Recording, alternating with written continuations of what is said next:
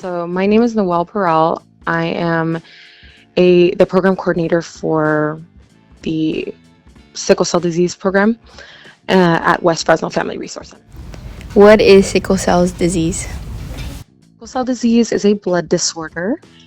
It can affect all other nationalities, but it does primarily affect African Americans.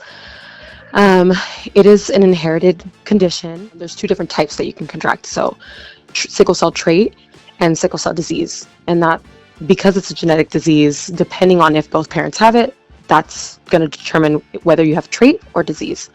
It has to do with how your blood cells form. So they become sickled. So it looks like a kind of like a crescent. What causes sickle cell disease?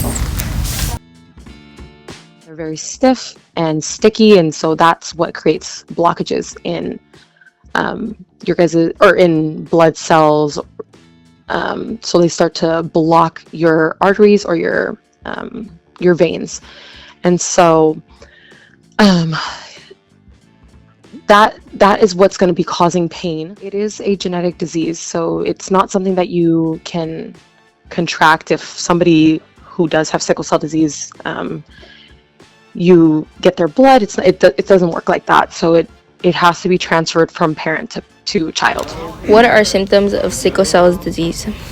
So some symptoms, and it's gonna be different from everybody, but some common things are vaso-occlusive crisis, which is also known as pain crisis.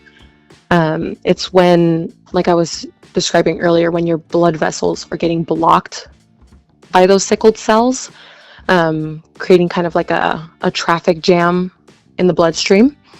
And then there's something called endothelial dysfunction, where that's kind of when the traffic jam or the blood vessels are being blocked.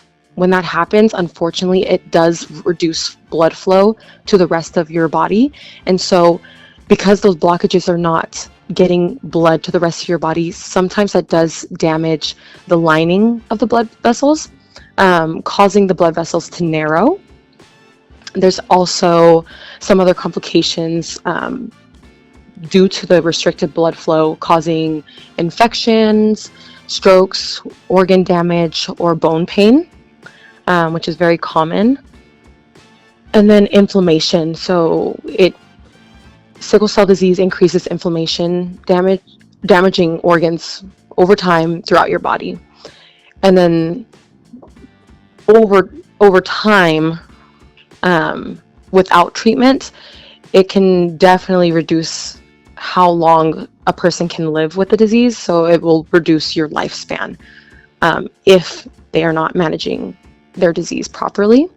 Some other effects on the body is that it can cause anemia. So when your body has fewer healthy red blood cells, causing fatigue and weakness in the body. What complications can sickle cell cause? It could lead to infection, strokes, organ damage, and bone pain just because of that reduced or restricted blood flow. Because patients are no longer getting blood to each of their organs, it could cause damage. How can someone with sickle cell disease minimize the risk of complications? Ways that sickle cell patients could manage their pain is through routinely getting checked up by their doctor, making sure that they're good, their levels are good, to make sure that they don't end up in crisis. Another way that they can prevent a pain crisis or flare-up would be hydrating, so making sure that they're drinking a lot of water. And then another way is managing their pain early. Sometimes patients... Is there a cure?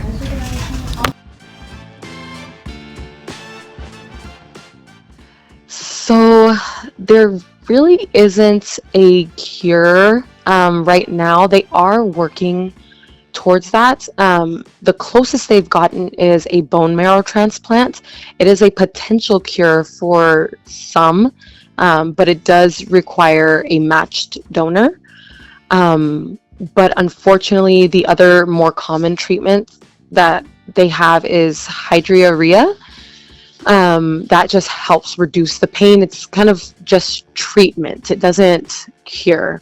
So that one, like I said, reduces pain, crisis, and improves red blood cell production. So it makes sure that you have a good flow or a good production of red blood cells.